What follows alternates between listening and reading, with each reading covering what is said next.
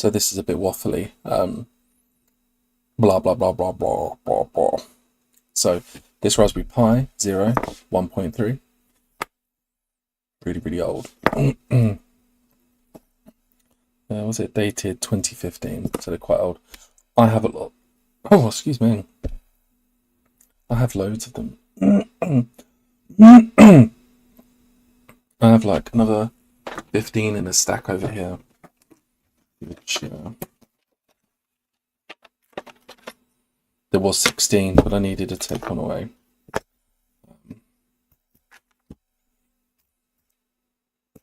It's funny, these cameras are so rubbish. Oh.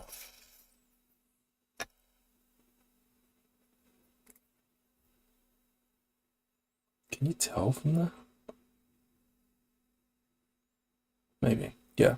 So there's 15 Raspberry Pis here as well.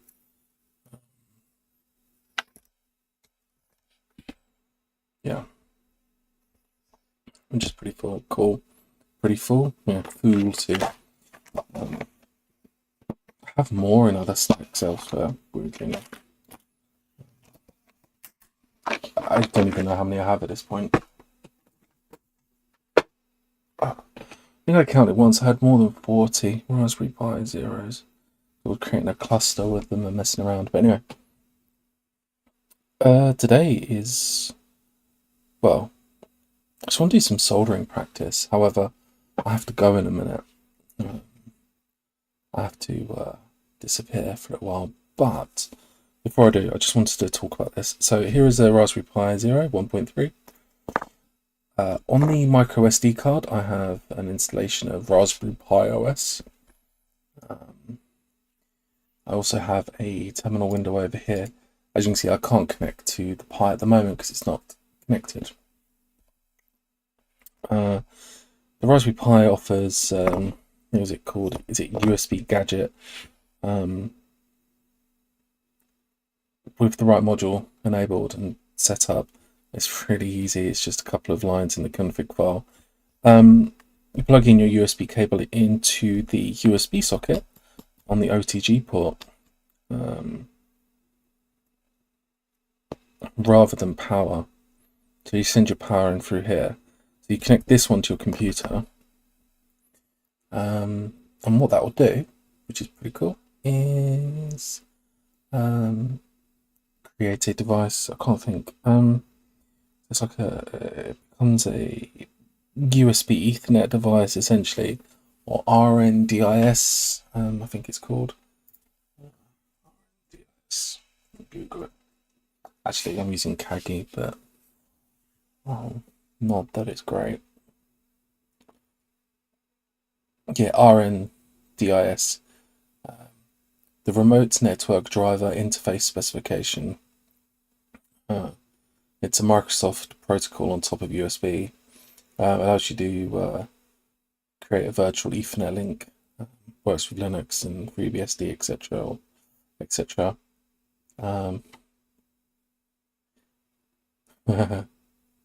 That's funny. Of course, the Windows implementations apparently have undocumented constraints and sends requests that are undocumented, etc. That are not included in the specification. Yeah, typical Microsoft. They're going to stick to what they say they're going to stick to. Anyway, right, so on here we have that. That allows me to connect it as a USB device to my laptop, and then once it starts to boot up, I can SSH into the Linux installations on here. Yeah, I mean, there isn't much RAM on these, 512 megabytes of RAM. I think it's like 700 megahertz processor, single core, version 7 or something. Not sure, can't remember. But it's still powerful, right? It still does a lot. So I like it. I like these kinds of things. Like by comparison, my laptop, well, I'm using a Surface Pro 4, which is really old. It's only the i5 processor, so dual core. It does have hyper-threading, 8 gigabytes of RAM, and Yeah, it runs like rubbish. Absolutely appalling machine. To do this streaming and recording has been a bit of a pain to set up. That being said, it works. I have 3 cameras and a microphone and, you know, etc, etc. So that all works and it's doing the quote unquote stuff. So I shouldn't really knock it, but the processor is throttling and all sorts. Oh my goodness. Using throttle stop, I can I can stop the system thermal throttling, but I can't stop it from throttling due to power usage. So while the GPU is roaring along doing video encoding or whatever, yeah, it throttles the CPU really badly down to like 1.5 gigahertz. But I guess my point really is, after all that waffling, is even with a computer that's relatively powerful compared to this, you still have a nightmare, you still have a lot of problems, you know. One never seems to have enough CPU power, GPU power, RAM, GPU, video memory. You never have enough of anything, I don't think. Yeah, that's not quite true, but for the most part, you know. So these are cool. I keep deviating from the topic though. Like I said, on the micro SD card, I've got you know, the Pi operating system, 32-bit version. And again, yeah, set up with the USB gadget, so this becomes like an Ethernet device, and a few other bits, and the SSH server enabled. Okay, so I can't do much with that. Oh, let's put another one here just for the sake of it. And I get the USB cable.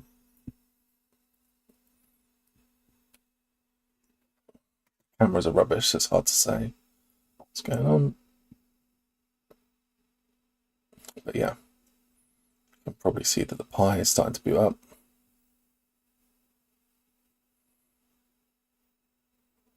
I felt like it was important to test the Pi before I do anything. So that's kind of what this is, really just documenting the Pi works. I've tested both of them with that operating system, you know, with that SD card. Works great, works fine. So if I go over here now, I should be able to just connect to it.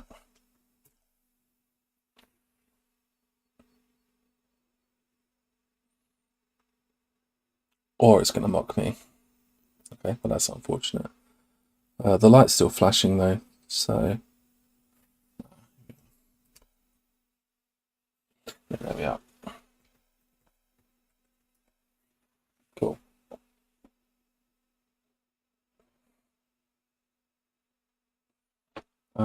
Yeah, we have a yeah,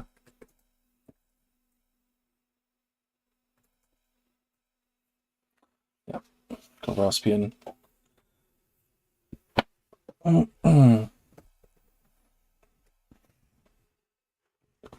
Yeah, I haven't really got anything running on here just yet, obviously. It's just a test install. The reason is, so obviously I wanted to test that the Raspberry Pis work. Like I said, I've got a lot of them. I've had them for a long time. There's no guarantee that they all still work. You know, something could have happened. A couple of these were just loose in a bucket of junk. So yeah, I thought maybe something could be damaged, but no, it seems to be working. I haven't tested the HDMI or the camera port, so nor have I tested any of the GPIO pins connectors. For what I want to do is kind of irrelevant. It says it on the video stream anyway. It says, you know, step 1 will be to desolder everything. That'll be my goal, I think. But I'll keep the CPU and RAM on there. You may or may not know that the CPU and RAM are stacked. Just don't think the camera is really going to pick up, but yeah, that's essentially 2 pieces of silicon on top of each other. You know, that's why there's, you know, no other big blobs. If we compare that to, I did have a compute module on my desk recently, so do I still have a compute module on my desk? Yeah, I've got an old compute module. This is a compute module version 3, which I think means it's a quad-core processor. I think it's on par with a Raspberry Pi 3, something. I can't remember now, it's been a long time, but you can see a chip there. And if I flip it over, there's also a chip there. As you can see, the lighting's a bit bad, but yeah.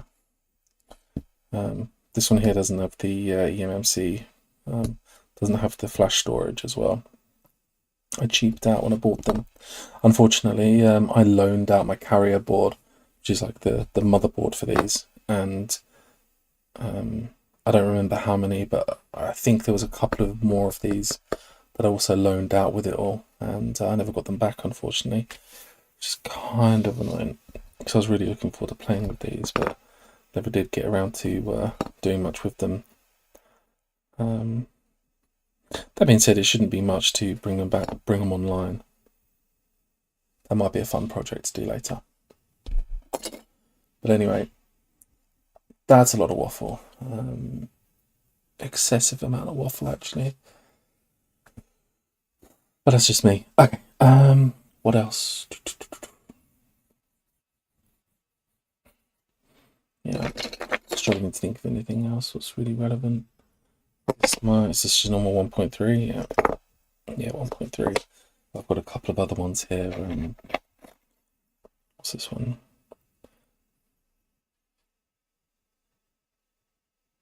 Oh yeah, this is the Pi Zero W 1.1, one of the older, one of the first wireless ones.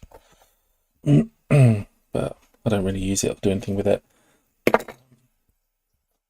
I don't really care. This is more interesting to me anyway. And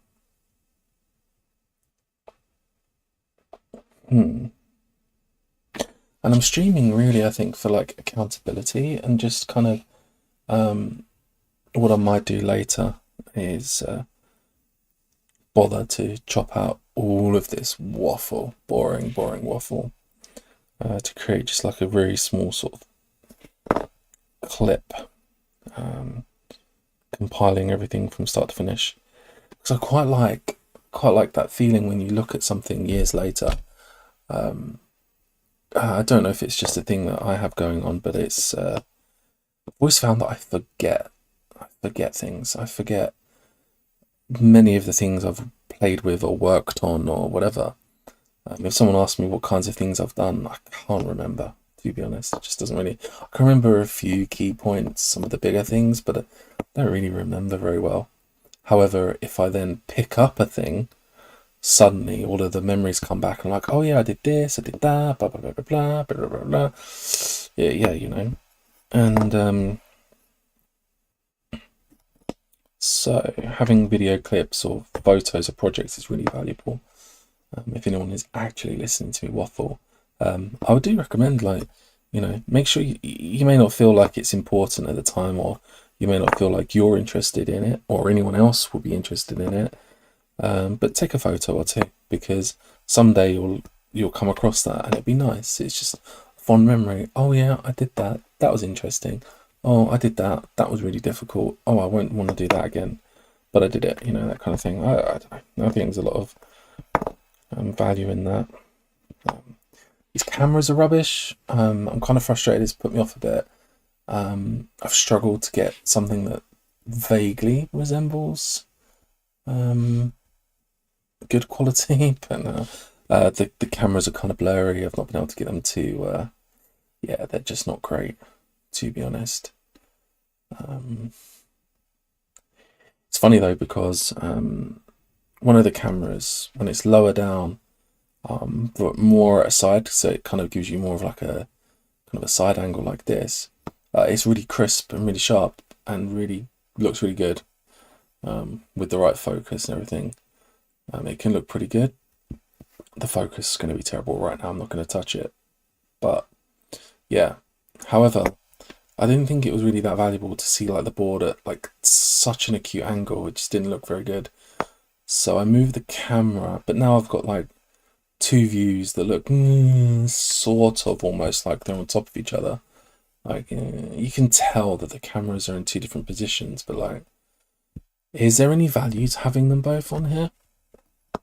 I don't really have an answer for that. I don't really know. Yeah, I'm not really sure. Obviously, it would have been nice to have something that goes down the microscope, so then you can see a really nice zoomed in high quality view, but I don't have that facility on this microscope. It's a cheap microscope and, you know, doesn't do that. But I don't think that really matters. I've got a few more ideas. I don't know what I will do later, but it detracts from the whole project, unfortunately. Like I've got,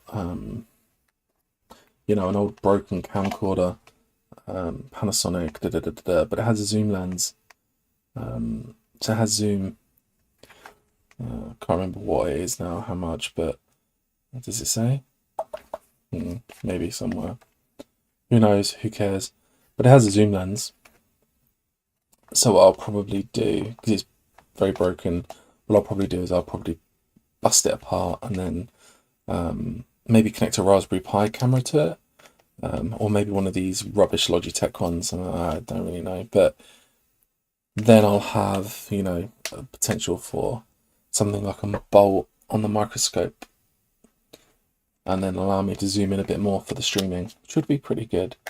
I do have a, I do have one of those, you know, digital magnifying inspection microscopes that really are just, you know, one of these modules essentially, and a dash cam. Basically, it looks like a repurposed dash cam, funny enough. You know, with a stand and lights and everything. It's really good for what it is. It's quite good, but it's not stereo, and I really have. I tried once to solder under it, and I just didn't like it. I've heard people say that it doesn't have latency. They found it to be really good, but when I've done it and used my one, I found that it's had quite a lot of latency, and it's just been really unpleasant. So, oh my goodness, I have not stopped waffling. What a weird phenomena.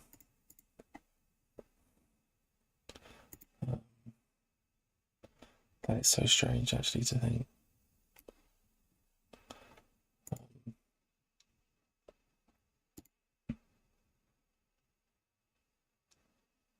Yeah, that's really cool, though. Something that's a bit annoying with. Oh yeah, that's better. I wanted the flashing. Oh, it's not full screen. It doesn't flash. That's funny. YouTube's a bit annoying. You have to press the go live button in the browser before you can stream with OBS Studio. But I did see somewhere that you can select an option. I didn't find it. I find that YouTube Studio in general just is appalling. Like, it's just so slow and cluttered and cumbersome. I don't know, I just don't like it. I did going into live, go pressing the live button when you go live. Oh my god, kills my computer. Runs so bad. And it's just like, yeah, it is really bad. And then when I try and stream at the same time, oh my god, kills the computer. It just isn't up to the task at all. It's pretty bad. That being said, though, it's working enough, I guess.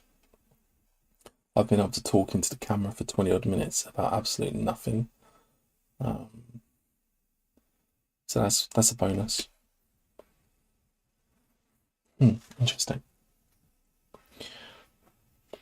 I'm recording this to disk, so I might actually restart the recording part. Do it from scratch.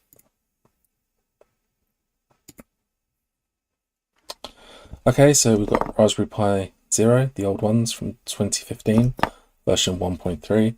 It doesn't have Wi-Fi or anything like that. I currently have another one connected to the computer over USB, which is here.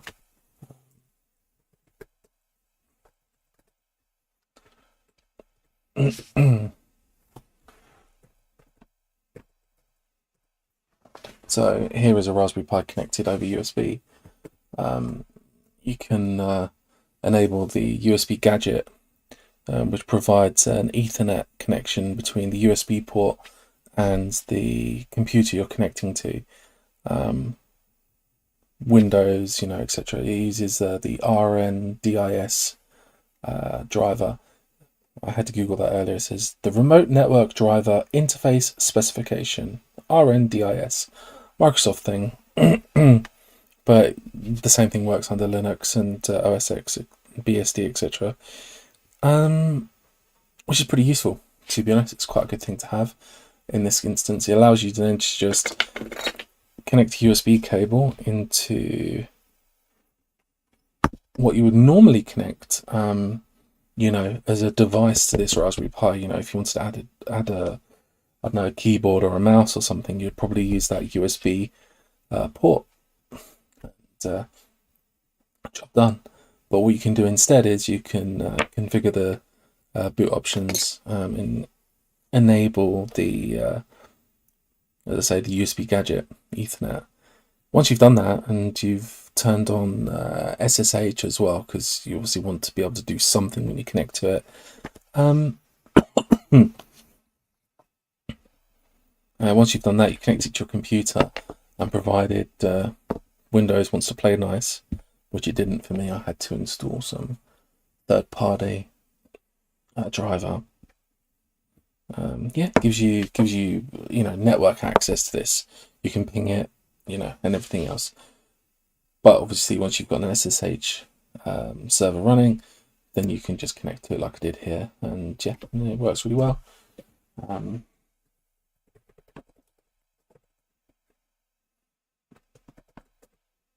I'll just shut it down relatively cleanly. It's the one I had connected over here. I doubt I can show it on the camera very well, but switched on at the moment anyway. And that's just connected by USB. Cool. If I had desktop audio enabled in OBS, you would have heard the USB disconnection sound. Cool. The reason why I did this was so that I could prove to myself that the Raspberry Pi will boot and will work before starting. The amount of times I've done a project where I haven't checked first, in the past. I've done that before, and then you just wonder. You think, oh, did it work before I started? Probably did, but you wouldn't know for sure. What I will be doing in subsequent follow-up streams is desoldering everything, except for the RAM and CPU, which are just there. Kind of regret re-recording this. I did stop the recording and then start it again, but hearing myself go over all these details again is quite boring and not very interesting. I don't think. Well, it's probably interesting if you hear it the one time, but to talk about it twice at such waffly length, it's not great. But I will say, for completeness, all I'm interested in, as it stands, really is it's just for soldering practice. So I just want to strip it, clear the board, clean it, leave the RAM and CPU on there, and then start transferring components back on. The reason why I've got a second board here is what I'm likely to do is just to I will clear one board of components and store them, just in case I'm feeling brave and feel like scraping through the container to find every single component. But ultimately what I'll do is I'll probably just transfer components from one good board over to the empty board, and I'll just keep doing that bit by bit. So I think that way would be the easiest, just to keep a track of all of the components. Whilst there aren't a huge amount of components, then I'd be willing to bet that a large amount of them, probably about 50% of them or more, are probably all the same value. There probably is no need to do that, but I think I'll do that anyway. Less headaches. But again, for me, all I really care about is that the system boots and I can access it over USB. So I probably don't care too much if the HDMI don't work, if the camera port don't work, you know, and that kind of thing. So I think the first stage will be when I decide to resolder everything back together is I'll probably just get the SD card working, you know, and some of the voltage regulation here. I'm sure there's probably some DC to DC conversion going on here. Because obviously the, 5 volts in, doesn't this chip run at like 1.6 volts or something in certain areas? When I've looked at the compute module in the past, I can't remember now, it was a long time ago since I looked at it, probably about 7 years ago or more.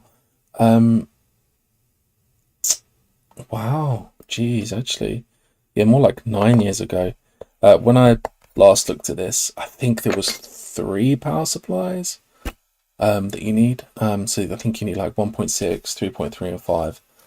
I can't remember now clearly, but I think that's about right. So I would imagine that I'd imagine that those are important.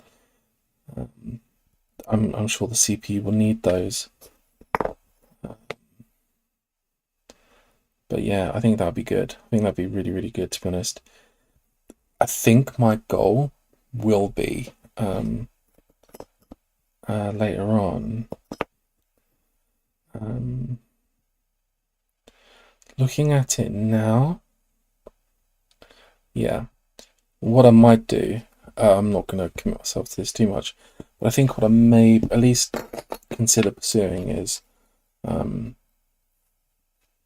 but much later, is I'll probably cut the board off about there, just to keep the, the voltage regulation stuff, keep the DC to DC converters and etc. Keep the power section of the board, clean these 2 connectors off because I don't think I need them. Yeah, I think I'll do that, and then I'll probably flip this over. Yeah, and then mount the CPU and RAM upside down, so I'll expose the array of contacts underneath the chip, underneath that VGA. Probably can't. I don't know if what you can see in this camera, to be honest, but to the eye, I can vaguely see some of the wires, where they've routed all of the connections to this chip. So that's what I'd like to do, I think. I'd like to be able to boot this on a board that's very, very small, very, very tiny, and have USB, gadget, Ethernet. Yeah, I think that'd be really good. The reason why I want that, apart from the fact, is just to kind of show off and go, oh, look at my Raspberry Pi, look how small it is, is I realise that something that I think I would get a lot of utility from is just to have a few small devices that I can plug in quickly into my Surface or whatever computer, and you can go straight in and you have a programming language that you want to work with, or whatever, and you have that self-contained environment. I really like that because, especially with the Surface as an example, the CPU performance is terrible, like really bad. Windows doesn't seem to manage the RAM properly either.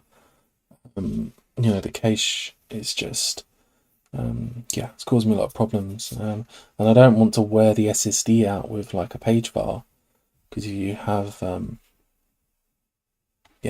you can imagine, the SSD only has a finite life. So whilst it's fast, you don't want to keep doing that.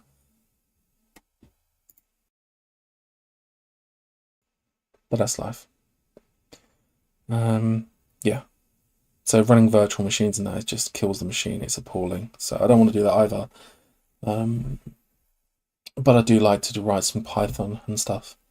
So it'd be nice to have a little trinket I can just plug in. Gives me Python, and then I can move on from there. Anyway, I think that'll do. Waffle, waffle.